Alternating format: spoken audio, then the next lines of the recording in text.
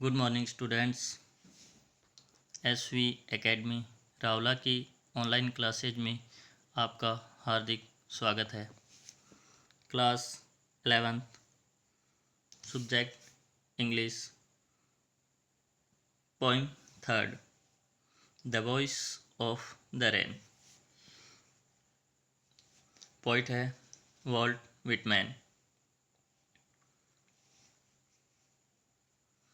इस पोइम में पोइट ने वर्षा का मानवीकरण किया है और साथ ही साथ पोइट वर्षा से क्वेश्चन करता है कि वह कौन है, और आश्चर्य की बात वर्षा भी उसे आंसर देती हुई प्रतीत होती है और वो बताती है कि वह धरती की आवाज़ है। इसमें कवि अपने मन के भाव वर्षा की गिरती हुई बूंदों के स्वर में सुनता है और उन्हें वह अपनी लैंग्वेज में कविता के रूप में प्रस्तुत कर देता है। तो पढ़ते हैं इस कविता को, the voice of the rain की वर्षा की आवाज़। क्या लिखा है? Let start. And who art thou, said I to the soft falling shower which stands to tell, gave me an answer as here translated। कवि क्वेश्चन करता है कि तुम कौन हो। आर्ट का मतलब यहाँ पे आर से है कि हो, दाऊ का मतलब यू यानी कि तुम। कवि है वो वर्षा से पूछता है कि तुम कौन हो। Said I to the soft falling shower, और कवि कहता है कि मैंने धीमे धीमे गिरती हुई बारिश की बौछारों से पूछा कि तुम कौन हो। विच स्टैंड्स टू टेल, और वो कहते हैं कि है बताने में थोड़ा अजीब लगता है कि gave me an answer as है ट्रांसलेटेड, और वो कहता है कि वर्षा ने जो मुझे उत्तर दिया, यानी कि उन वर्षा के बौछारों ने मुझे जो उत्तर दिया जिसका कि मैं यहाँ पे अनुवाद कर रहा हूँ, वो क्या है? आई am the poem of earth said the voice of the rain. और पोइट कहता है कि वर्षा की बौछारें कहती है कि हम तो पोइम ऑफ द अर्थ यानी कि धरती के गीत हूँ। क्या कहती है वर्षा? कि I am the poem of earth, मैं इस धरती का गीत हूँ। Said the voice of the rain, उस वर्षा की आवाज़ ने उत्तर दिया। Eternal I rise impalpable out of the land and the bottomless sea, और वो कहती है इंटरनल मतलब कि जिसका कोई अंत ना हो, या अपने ये बोल सकते हैं कि जो शाश्वत या निरंतर चलने वाली। तो वो कहती है इम्पल्पेबल का मतलब होता है अपनी पहुंच से जो बाहर हो, जिसको कि अपने छू नहीं सकते। बॉटमलेस, जिसका बॉटम ना हो यानी कि अथाह, जिसका कोई था नहीं है। तो वो बताती है कि मैं पृथ्वी एवं अथाह सागर से चुपके चुपके निरंतर ऊपर उठती रहती हूँ। तो जैसे ही पोइट ने पोइम से क्वेश्चन रेन से क्वेश्चन किया, यानी कि रेन के जो शॉवर्स गिर रहे थे धरती पर, उससे क्वेश्चन किया कि तुम कौन हो, तो उन्होंने वर्षा की बूंदों ने उत्तर दिया कि हम धरती के गीत हैं, कि धरती के गीत हैं। और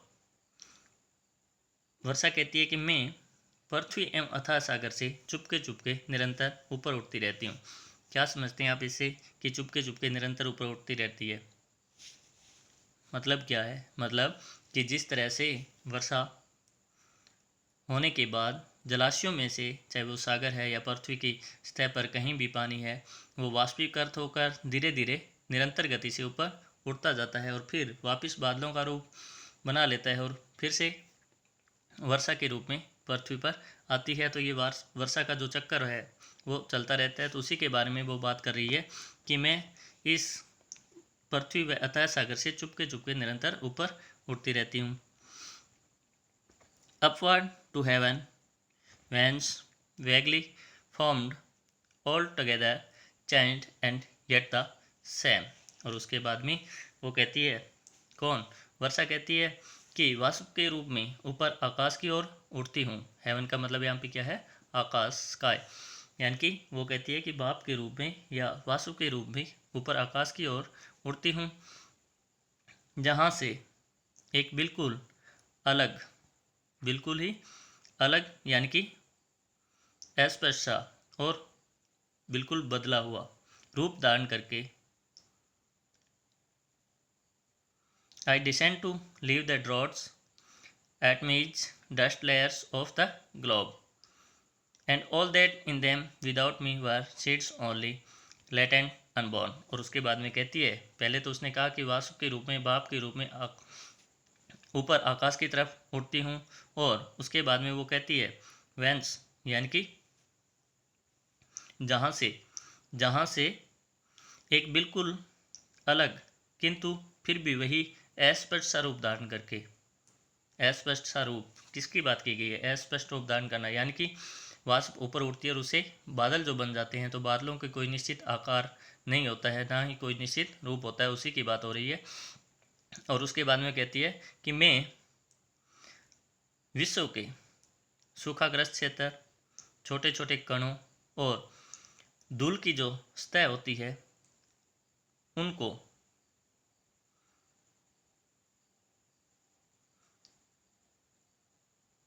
and all that in them without me were seeds only land and around, यानी कि लेव का मतलब होता है भिगो देना। तो वो कहती है उन सबको भिगोने के लिए मैं पृथ्वी पर फिर से उतरती हूँ। डिसेंड का मतलब नीचे उतरना। और उसके बाद में वो बताती है कि वे सभी कौन, यानी कि पृथ्वी की सूखी परत है, चाहे जो भी छोटे छोटे कण है या फिर जो बीज है, उनकी बात हो रही है।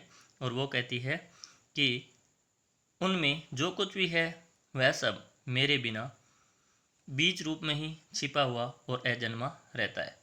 यानी कि उस मिट्टी की परत के अंदर, उन कणों के अंदर, उस भूमि के अंदर जो सब कुछ चीज़ें हैं वो अगर भीगेगी नहीं, वर्षा अगर वहाँ पे नहीं होगी, तो वो उस धरती के अंदर बीज रूप में ही पड़े रहेंगे बिना जन्मे हुए। And for ever by day and night I give back life to my own origin and make pure and beautify it. और उसके बाद में वो बताती है कि और हमेशा से ही दिन और रात मैं लगातार अपने जन्म के स्रोत, अपने माई ओवन ओरिजन यानी कि अपना जो जन्म का जो स्रोत है उसे जीवन देती रहती हूँ और उसे सुंदर बनाती रहती हूँ, यानी कि साफ और सुंदर बनाती रहती हूँ। तो अब वर्षा का जीवन का स्रोत क्या है, उद्गम स्थल वर्षा का क्या हो सकता है? जैसा कि पोइट ने यहाँ पे लिखा है कि and for ever by day and night I give back life to my own origin.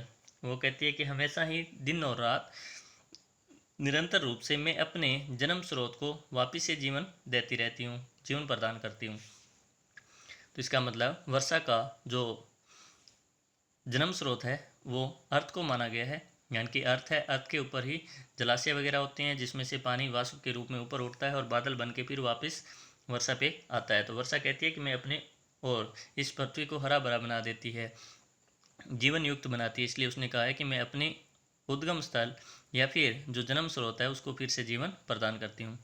And make pure and beautify it, और उसे शुद्ध और सुंदर भी बनाती हूँ। For song issuing from its birthplace after fulfillment, wandering, wrecked, unwrecked, dully with love returns।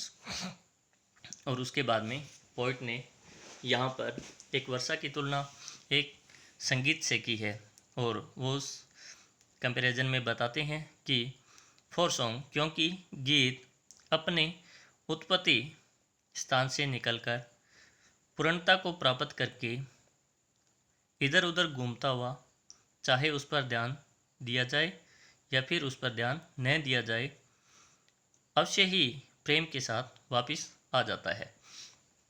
यानी कि पोइट ने यहाँ पे कहा है कि जिस तरह से एक संगीत जो होता है उसको हर जगह पसंद किया जाता है, तो वह अपने जन्म स्थान से निकलता है, आफ्टर फुलफिलमेंट यानी कि अपनी पूर्णता को प्राप्त करता है, वैंडरिंग इधर उधर घूमता रहता है, रैक्ड ध्यान दिया जाना और अनरैक्ड ध्यान नहीं दिया जाना, यानी कि चाहे उस पर ध्यान दिया जाए या ना दिया जाए।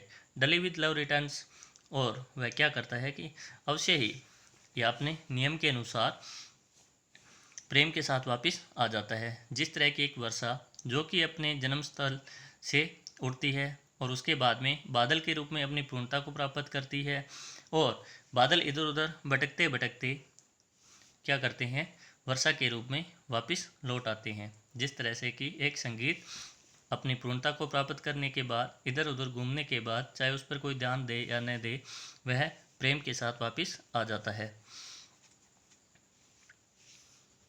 तो एक बार फिर से इसको देख लेते हैं। यानी कि पोइट ने यहाँ पे वर्षा से क्वेश्चन किया है और वर्षा उसके बाद में अपना आंसर देती है। तो सबसे पहले वो कहता है कि तुम कौन हो।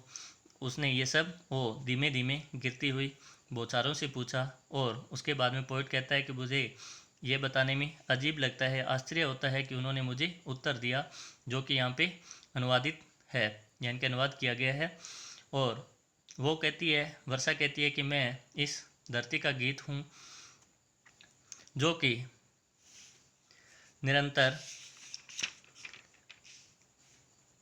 पृथ्वी व अथाह सागर से चुपके चुपके ऊपर उड़ती रहती हूँ। यानी कि ये वर्षा कहती है कि मैं पृथ्वी व अथाह सागर से चुपके चुपके निरंतर ऊपर उड़ती रहती हूँ। उसके बाद में वो कहती है कि बाप के रूप में ऊपर आकाश की ओर उड़ती हूँ, जहाँ से एक बिल्कुल अलग किंतु फिर भी वही अस्पष्ट रूप धारण करके मैं विश्व के सूखाग्रस्त क्षेत्रों, छोटे छोटे कणों और धूल की स्तों को भिगोने नीचे उतरती हूँ,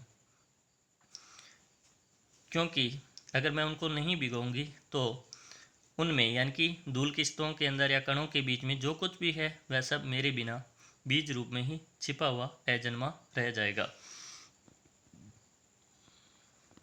और उसके बाद में वो कहती है कि हमेशा ही दिन और रात्रि को, यानी कि हमेशा रात और दिन, मैं अपने जन्म स्रोत को फिर से जीवन प्रदान करती हूँ और उसे स्वच्छ, साफ और सुंदर बनाती हूँ।